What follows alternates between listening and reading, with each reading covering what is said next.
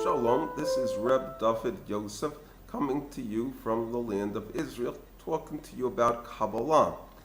Now, I would like to talk about the letters this class. We've been talking largely about the 10 spheres, and if you look at the Tree of Life, you will see basically 10 circles, and those are the 10 spheres. Hebrew uses a base 10 system as Kabbalah.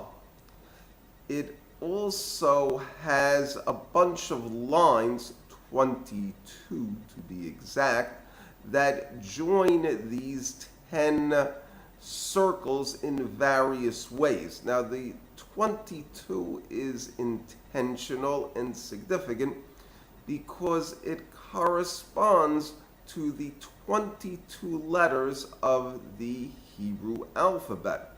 The alphabet is a metaphor in the Kabbalah for the totality of existence.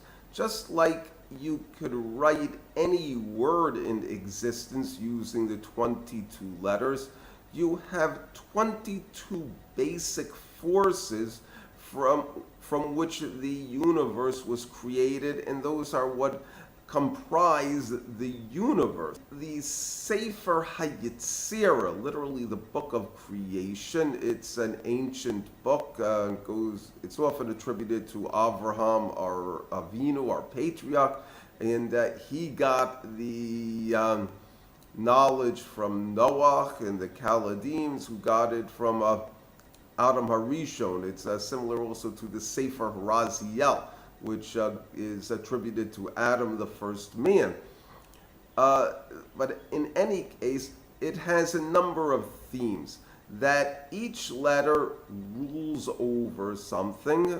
For instance, as I recall, Beit or Gimel rules over wealth, another one rules over grace, another one rules over children, Zerah. Then you have Olam, the world, and the case of the world, it's typically referring to a planet or a constellation. The sun, the moon, Shabbatai, Shetzam Chankal is the, shall we say, the abbreviation, the acronym. Shabbatai is Saturn, Tzedek is Jupiter, and so on. So you have 7 of the, shall we say, visible heavenly bodies that are in the solar system or comprise the solar system. Then you have Shana, which is time, the days of the week, the months of the year, the seasons of the year, and Nefesh, which is the body, the eyes, the internal organs, the heart, the stomach, the liver, the kidneys. Okay? And these break down into 3 groups. The first group is a group of 3 called the mothers, Aleph, Mem, and Shin. And so to speak, those are the letters that gave birth to all of the other letters. And from the standpoint of creation, those were the letters that were created from nothing, that God spoke, and now there was Aleph, Mem, and Shin. Okay? The other letters, so to speak, were born by Aleph, Ben, and Shem. And you have a second group, which is called Beged Kafrat, Base, Gimel, Daled, Kuf, Pei, Resh, Tav. 7 letters. It corresponds often to the 7 days of the week.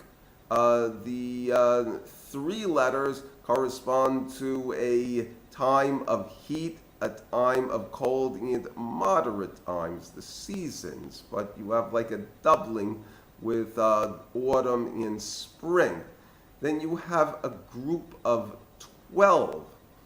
Hey, Vav, Zayin, Chet, Tet, Yud, Lamech, Lamed, Nun, Samech, Ayin, Sadi, Kuf. And there are 12 of them, and they will respond to, say, the 12 constellations or the 12 months of the year. So you have Olam, Shana, and Nefesh. It's a common theme in the Sefer Yetzirah. And the 3 plus 7 plus 12 adds up to 22. So what you've got is, shall we say, paradigms of the of blessings, of time, of space, and the body.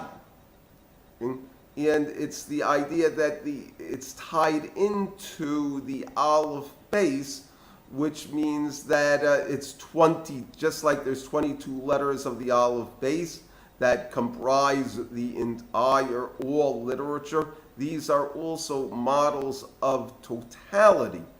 When you're talking about the tree of life, what you will see is in joining the 10 spheres, you have 3 groups of lines which correspond to these 3 groups.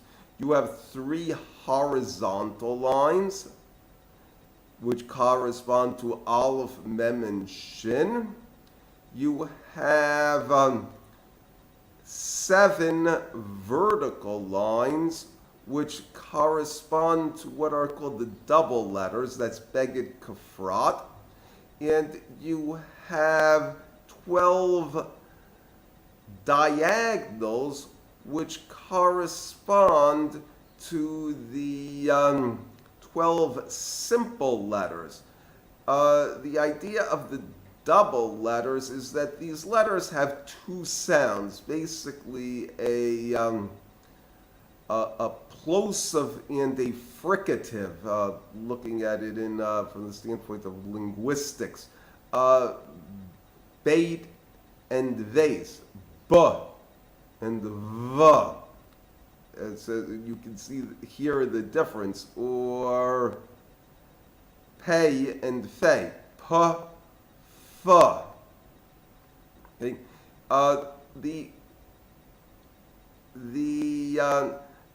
The singles, which are the diagonals, they just simply have 1 sound, more or less. And the idea that you will often have when it extends to what they rule over is, in the case of the doubles, you have, say, wealth and poverty. The idea is that wealth and poverty are even though they're opposites, they're distinct entities in and of themselves.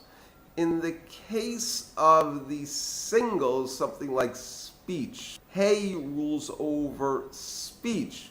So it's a case where the person either is articulate or shall we say dumb. The inability to talk is not an entity in and of itself. It's simply the absence of speech. And these are the letters that are supposed to represent all of God's endeavor in this world. Thank you.